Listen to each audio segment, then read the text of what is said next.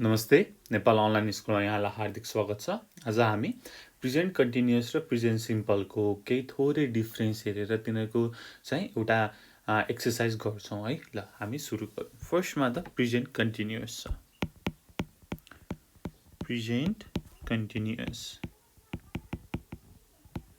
अब मैले ब्र्याकेटमा लेखेँ आई एम डुइङ है। यो चाहिँ मैले ठ्याक्कै subject plus is am are plus पफो प्लस अब्जेक्ट लेख्न खोजेको है। तपाईँहरूले बुझ्नुहुन्छ होला। ल अब प्रेजेन्ट कन्टिन्युअस भनेको के हो त भन्दाखेरि प्रेजेन्ट कन्टिन्युअस भनेको चाहिँ अब केही कुरा चाहिँ कन्टिन्युअसली भइरहेको छ। अहिले मैले बोल्दाखेरि चाहिँ भइरहेको छ र त्यो एक्सन कम्प्लिट भएको छैन होइन। हो त्यो चाहिँ ह्यापनिङ थिङ्स होइन। Things are happening. जस्तै मैले थिङ्स ह्यापनिङ मात्रै लेखेँ है त। Things happening at the moment, happening at the moment or the action is not complete. The action is not complete है। हो यस्तो कन्डिसनमा चाहिँ प्रेजेन्ट कन्टिन्युअस युज हुन्छ है त। जस्तै मैले यहाँ एउटा टाइमलाइन पनि बनाएँ थोरै है। लेखौँ अनि हामी बिस्तारै डिस्कस गर्दै जान्छौँ है। ल यहाँनिर छ, यहाँनिर पास्ट, यो अहिलेको प्रेजेन्ट, यो फ्युचर हो। यो चाहिँ के छ प्रेजेन्टमा छ तर के छ अहिले भइरहेको छ होइन। हो यो चाहिँ नाउमा छ तर के छ भइरहेको छ, नट कम्प्लिटेड येट है। हो यस्तो ठाउँमा प्रेजेन्ट कन्टिन्युअस युज हुन्छ। अब यसपछि हेरौँ प्रेजेन्ट सिम्पल। प्रेजेन्ट सिम्पल ब्रैकेटमा लेखेँ आई डू। सब्जेक्ट प्लस पव1 or पव5 प्लस सब्जेक्ट है त। ल we use the simple present for things in general और थिङ्स द्याट ह्यापन्स रिपिटेडली। जुन चाहिँ सधैँ हुन्छ, युजली हुन्छ, जुन चाहिँ हाम्रो ह्याबिट हो, प्राय भइरहन्छ हो, त्यस्तो कुरालाई प्रेजेन्ट सिम्पल युज गर्छौँ है त। ल for things that happen repeatedly और कुनै हाम्रो ह्याबिट छ, कुनै चाहिँ युनिभर्सल ट्रुथ छ भनेदेखि के चाहिँ युज हुन्छ त प्रेजेन्ट सिम्पल युज हुन्छ। हो यो चाहिँ यसको पनि टाइमलाइन पास्ट, यो अहिलेको प्रेजेन्ट, यो फ्युचर हो। यो चाहिँ के हो त यहाँनिर चाहिँ आई डु, यो चाहिँ अहिलेको प्रेजेन्टको कुरा है त। ल अब थोरै एकचोटि डिफ्रेन्स हेरौँ है त। हामी चाहिँ एक्जाम्पलबाट डिफ्रेन्स हेरौँ न। जस्तै यतापट्टि कन्टिन्युअस हेरौँ, यतापट्टि सिम्पलवाला हेरौँ न त है त। मैले यहाँ लेखेँ फर्स्टमा the water is boiling. Be careful. The water is boiling. Be careful. अब present सिम्पलमा water boils at 100 degree Celsius। ल अब यहाँ डिफ्रेन्स हेर्नुहोस् है त। द वाटर इज बोइलिङ भनेको अहिले उम्लिरहेछ।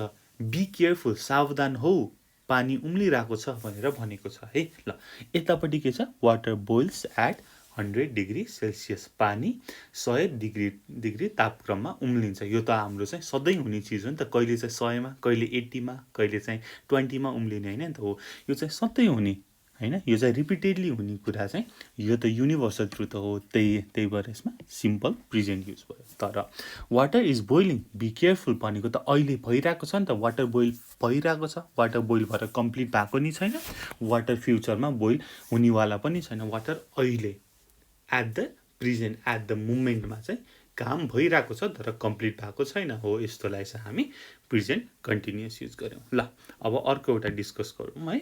ल टुमा हेरौँ। लिसन टु दोज पिपल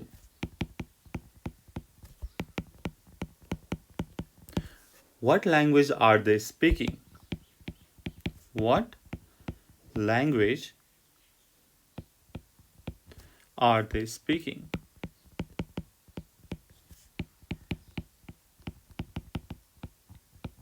अब यता हेरौँ 2 मा excuse me do you speak English excuse me do you speak English ल हेर्नुहोस् है एट द मोमेन्टमा चाहिँ के भइरहेको छ त अहिलेको कन्डिसनमा लिसन टु दोज पिपुल सुन त ती मान्छेहरूलाई तिनीहरू कुन भाषा बोलिरहेका छन् what language are they speaking होइन पफुवा आएको छ तर यतापट्टि excuse me do you speak English do you speak English हेर्नुहोस् सिम्पल प्रेजेन्टमा छ हो यो चाहिँ हामीले यसरी दुईटाको डिफ्रेन्स हेर्न सक्छौँ ल अर्को एक दुईटा पनि हेरौँ है त अनि हामीलाई चाहिँ सजिलो हुन्छ है ल अब I'm getting hungry. Let's go and eat. I'm getting hungry. Let's go and eat. यतापट्टि I always get hungry in the afternoon. I always get hungry in the afternoon. यसको डिफ्रेन्स हेर्नु ल I'm getting hungry.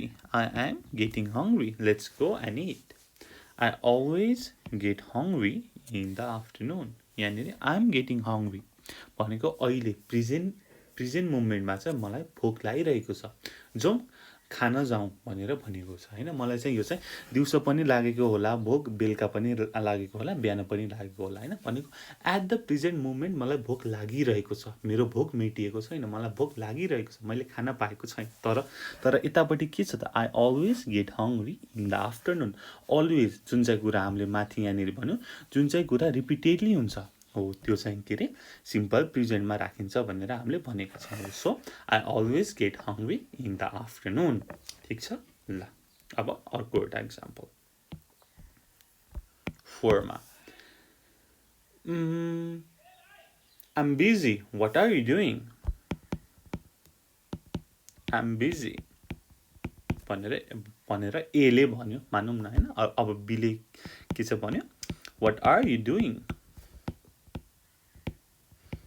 हैन अहिले के गरिरहेका छौ हैन व्यस्त छौ भन्छौ कि के गरिरहेका छौ एट द मोमेन्ट यस्तो बिजी हुनको लागि भन्न खोजेको है ल अब अर्को हेरौँ साइडमा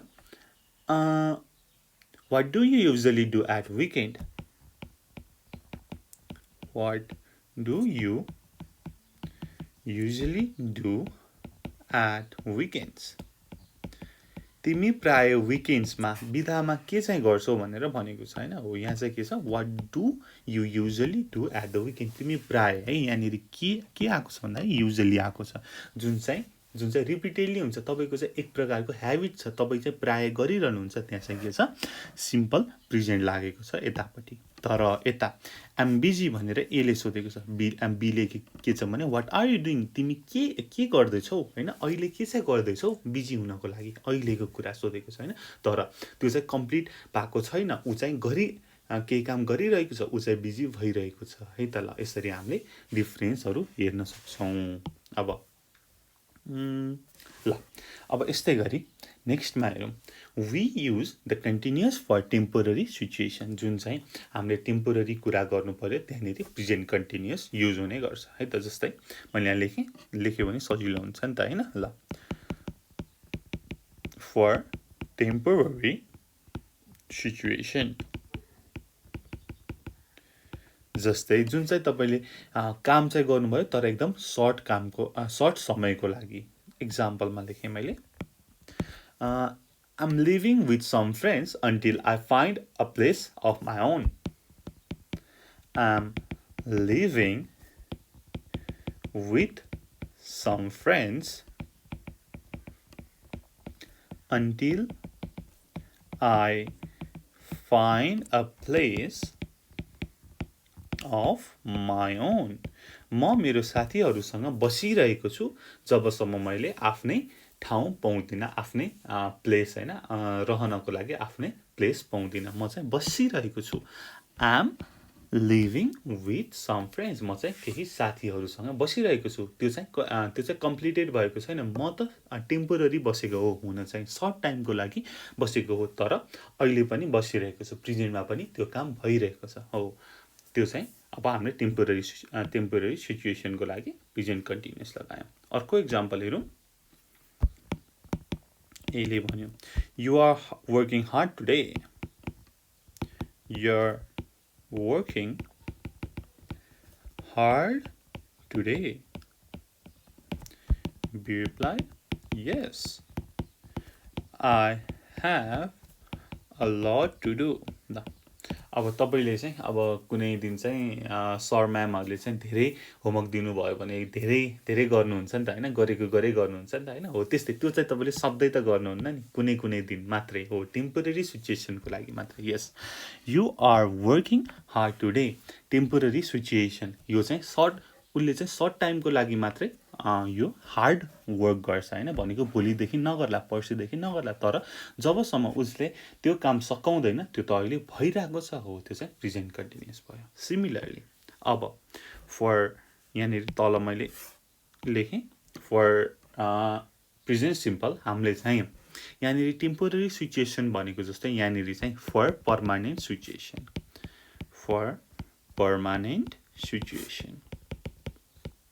फर पर्मानेन्ट सिचुएसनको लागि हामीले के चाहिँ लगाउँछौँ त सिम्पल प्रेजेन्ट तर माथि पनि लेखेँ मैले अहिले कन्फ्युज हुन सक्छ प्रेजेन्ट कन्टिन्युअस ल अब यहाँनिर 1 मा My parents live in London. My parents live in London. They have lived there all their lives.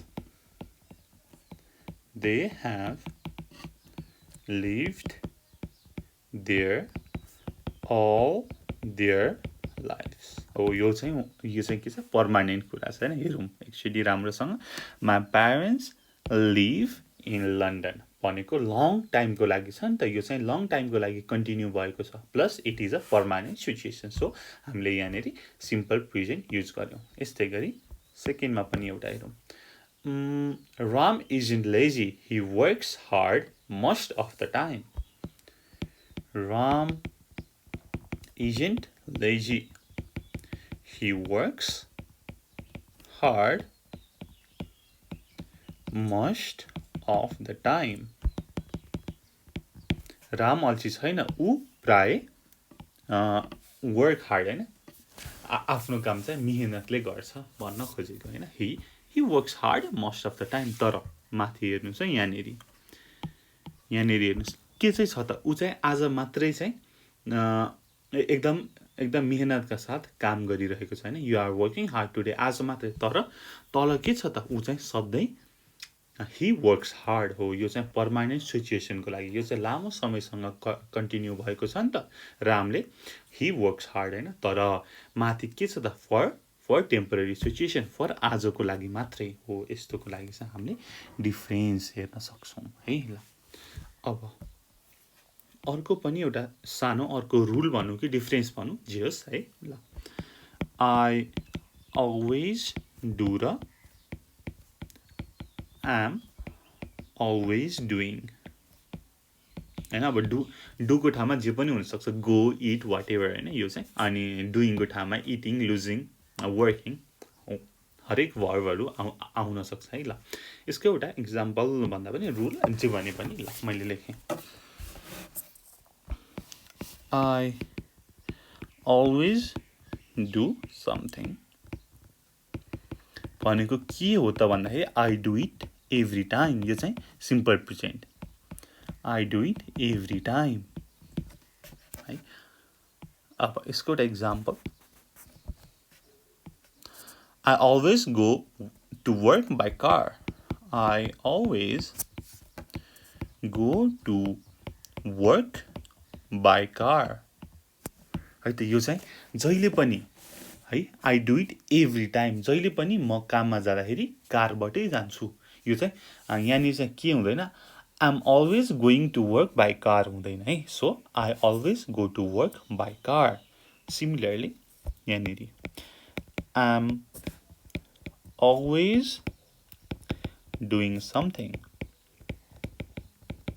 भनेको के हो भन्दाखेरि I do it too often or more often than normal. सधैँ भन्दा अलि धेरै गर्ने भयो भने चाहिँ I'm always doing अनि डट डट डट डट है त ल. जस्तै मैले यहाँनिर लेखेँ I do it too often or more often than normal. प्राय हैन दिनानुदिन भन्दा नर्मल भन्दा अलि धेरै गर्ने है. यसमा चाहिँ verb 4 लाग्छ. I'm always doing something. जस्तै इक्जाम्पल हेरौँ. इक्जाम्पल पनि रमाइलो खालको हेरौँ न. I'm always losing the key हैन. I've lost my keys again. I'm always losing them. I've lost my keys again. I'm always losing them. ल I'm always losing them भनेको के हो त भन्दाखेरि मैले सधैँ भन्दा धेरै हराइरहन्छु. I'm always losing them हैन. I do it too often or more often हो भनेको चाहिँ यसको मतलब के हो भन्दाखेरि I lose them too often or more often than normal भन्न खोजेको. जस्तै अब अर्को एउटा इक्जाम्पल हेरौँ अनि फेरि हामी थोरै एकचोटि डिस्कस गर्छौँ अनि द्याट्स इट है यो भिडियोको लागि. ल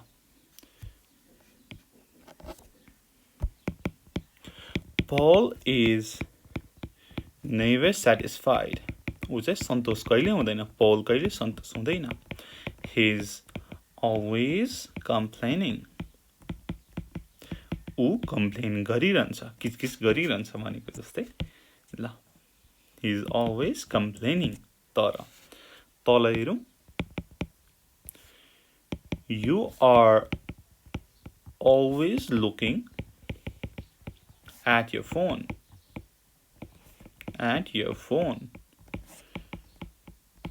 Don't you have anything else to do?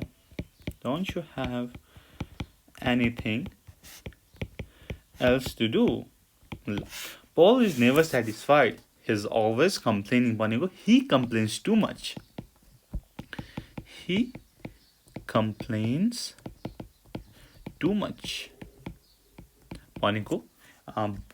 भनेको बराबर है यो चाहिँ. अनि तलपट्टि you were always looking at your phone. Don't you have anything to do? हैन यो चाहिँ तपाईले चाहिँ more than normal. तपाईले चाहिँ प्राय हेरिरहनुहुन्छ. नर्मली त हामीले हेर्छौँ हैन तर धेरै हेर्नुहुन्छ हैन. यहाँनिर छ नि त हाम्रो एउटा रुल हैन. हो त्यसमा चाहिँ हामीले I'm always looking भनेको verb for present continuous लगाउँछौँ भनेर हामीले माथि भनेको छ. हो so you're always looking at your phone. Don't you have anything else to do? ल यसरी नै हामीले यो चाहिँ हामीले रुलहरू है सानो सानो रुलहरू चाहिँ हेर्न सक्छौँ. ल यो भिडियोमा हामीले छोटो भिडियोमा यति गर्यौँ. प्रेजेन्ट कन्टिन्युअसमा के हुन्छ, प्रेजेन्ट सिम्पलमा के हुन्छ र हामीले अरू भिडियो पनि आउँछ है प्रेजेन्ट सिम्पल प्रेजेन्ट कन्टिन्युअसको है. र ठ्याक्कै यसको चाहिँ रिलेटेड एक्सर्साइजको चाहिँ ठ्याक्कै यो पछिको भिडियोमा चाहिँ हामीले गर्छौँ. अब त्यसको टाइटल के हुन्छ तपाईँले चाहिँ खोजेर हेर्न सक्नुहुन्छ है. ल यति भन्दै यो भिडियो यहीँ सकाउन चाहन्छु. तपाईँलाई यो भिडियो कस्तो लाग्यो आशा छ राम्रो लाग्यो होला, मन पराइदिनुहुन्छ होला. तपाईँलाई केही सल्लाह सुझाव कमेन्टमा है हामीलाई भन्न सक्नुहुन्छ, कमेन्ट गरिदिन सक्नुहुन्छ, फोन गरेर पनि भन्न सक्नुहुन्छ. त्यति भन्दै until next time, goodbye. जय चन्द्र सूर्य.